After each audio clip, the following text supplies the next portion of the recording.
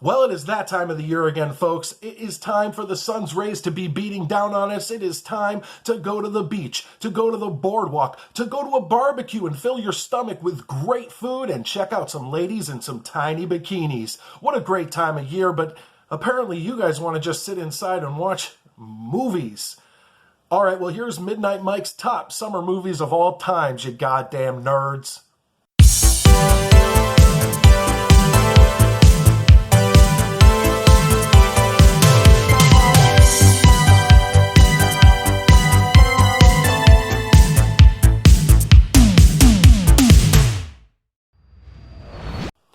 All right, now before we get into my top 10 summer movies of all time, the first thing I want to do is thank everybody who's returning to this channel to check out my videos. You guys have no idea how much I appreciate it that you're coming back to check out my stuff and see my content. It means the world to me.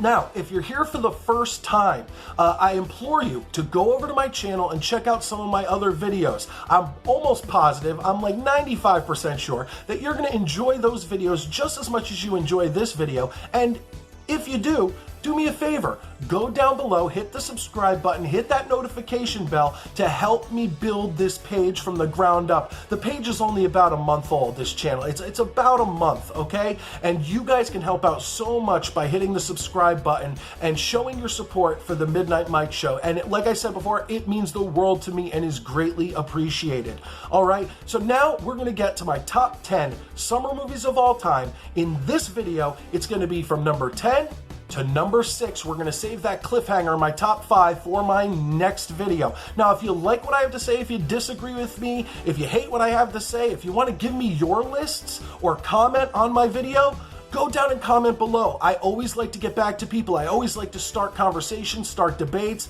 even if you hate what I have to say. Comment below and we will discuss that. We will have a great debate, I promise. And I think even if you hate what I have to say, you'll gain some respect for me because you'll see that we can have a healthy debate and still agree to disagree on things, or we can change each other's minds. We'll see. All right, let's get started. My number 10 is from 1997. It was filmed in Sonoma, California and Southport, North Carolina, and this is one of my horror movies on the list. Everyone knows I'm a huge horror mark, and this one, number 10, is I Know What You Did Last Summer. Now, I'm going to rate a lot of these movies basically on watchability and summer vibe. Now, this movie takes place in the summer. It takes place in a fishing town, a shore town. The summer vibe is probably around a 7 or an 8. High number for summer vibe. Watchability as a film, it's probably around a 6 or a 7. It's not the greatest film of all time, but you know what? Sarah Michelle Gellar and Jennifer Love Hewitt make this movie's watchability like an 11. So watching them two, I could watch them two do any movie because it's just eye candy for me. So there's my number 10. I Know What You Did Last Summer from 1997. My number 9 movie of all time, summer movie of all time, I might get some heat from you guys. I may have people so mad at me that this film is not higher on my list, and I understand it, but remember, there's so many summer movies out there, and this made my top 10, so at least give me that credit. But here it is, number 9 from 1975, filmed in Martha's Vineyard. It's Jaws. The summer vibe on this movie is probably around a 9, 10. I won't say 11 because Sarah Michelle Gellar and Jennifer Love Hewitt aren't in it, so let's be real. But it's probably a 9 or a 10. It takes place on the 4th of July on Amity Island, and the summer feel of this movie is just off the charts. It's really a great movie to watch if you want to get in a nice summer feel while sitting in your house watching a movie. But anyway, for me, the watchability is the problem. This is a movie I can only watch once every few years. I think it drags at points, but it's still a fun film to watch. I just can't watch it as much as other movies, like for instance, like 1978's Halloween. I can watch that 3 times every October with no problem. I could watch it other times a year and never have a problem with that movie. Jaws, on the other hand, is, I mean, every 3 years, maybe, I can watch Jaws. So that's why I have it at number 9 as opposed to a little higher on my list. My number 8 movie is from 1989, and it was filmed at Bald Head Island, North Carolina. And I think this movie, we're finally getting to a comedy here. I think everyone in the country can relate to this movie, okay? I think we've all been through it. It's 1989's Weekend at Bernie's. And why do I say that? Because how many of us have gone to our boss's palatial beach mansion for a great weekend of partying with socialites and hot gold-digging women in bikinis, ready to party, and then, god damn it, our boss dies.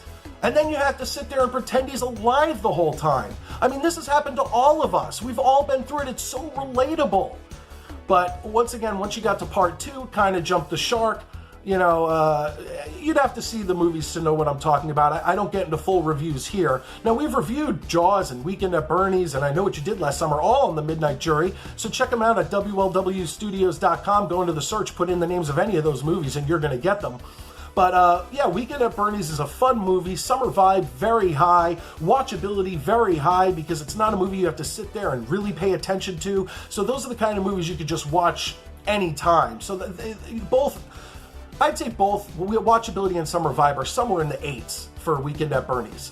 Number 7, we go back to horror, okay? And it's a horror movie that was filmed not too far from where I grew up in northern New Jersey, more specifically, Blairstown, New Jersey. It was released in 1980, and it's Friday the 13th, the original. What could be better than a great summer camp movie with beautiful girls and Kevin Bacon? I mean, come on. It's a great film, great suspense, and I think that whatever lens they used or whatever film they used, it just didn't look impeccable, didn't look perfect. It looked realistic. You felt like you were there, and this was before Jason became a part of the series. It became completely unbelievable, even though I love those movies to death. But the original Friday the 13th is a great film. Summer vibe, very high. I'd say 8 or whatever. Watchability, I'd give this an 8 or a 9 as far as watchability goes. And now we finally get to it, the final one of this video before we get to my next video, which is going to be my top 5. This is my number 6 summer movie of all time, and this one's a guilty pleasure of mine. I would never have admitted to loving this movie as much as I do, but for this list, I guess the cat's going to be out of the bag. Like I said, guilty pleasure movie. Let me see if you can guess what it is.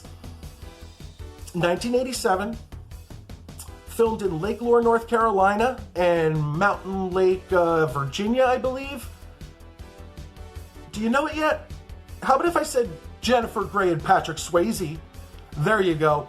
1987's Dirty Dancing. It's a great film. I appreciate even more now that I have a daughter when Jennifer Grey's dad finally lets her dance with Patrick Swayze. I mean, it's a very touching scene. And to be honest, there's really not any dirty dancing going on in this film. It's 2 professional dancers having a recital for people. You know, it's not like it's a rap video or a hip-hop video where people are grinding all over each other. This was just 2 professional dancers having a concert or having a recital. So it's a great movie. It's a feel-good movie, high summer vibe, high watchability, and I guess that fills out this list. So that's my number 10 through 6. My next video will be my top 5, and do me a favor. I've asked you to comment below on what you thought of my list, if you thought I forgot anything. If anyone out there, I have some in storage, I have some Midnight Jury shirts and some bumper stickers. If anyone can guess my top 5 in order, I'll send you a free shirt. And if I don't have your size or whatever, I'll send you a bumper sticker. We'll figure something out. But if you can guess my top 5 in order, I'll be so impressed I'm going to have to send you something, all right? And the Midnight Jury is my main show. It's been around for 7 years. You can check it out every Friday on WLWstudios.com or all the great places you can get podcasts. iTunes or Apple Podcasts, whatever you want to call it. TuneIn Radio, Stitcher Radio, Player FM, all those great places. Not only that, but we also have a Patreon, patreon.com/Midnight Jury, and the Patreon and the website for the Midnight Jury will all be in the description below. You'll have links, you can click it and go right to it. For as little as $3 a month, you're going to get full episodes of the Midnight Mike Show, bonus content of the Midnight Jury, and if you go to the right tier, you can be a content creating executive producer of the Midnight Jury, where you tell us what movies to review, what albums to review, all of that stuff. And I really do appreciate every Patreon supporter that we do have. Well, that's it. I can't wait for the next video, number 5 to number 1, top summer movies of all time. But for now, I am your 21st century broadcasting marvel, Midnight Mike Norenganger, and I can't wait to see you next time.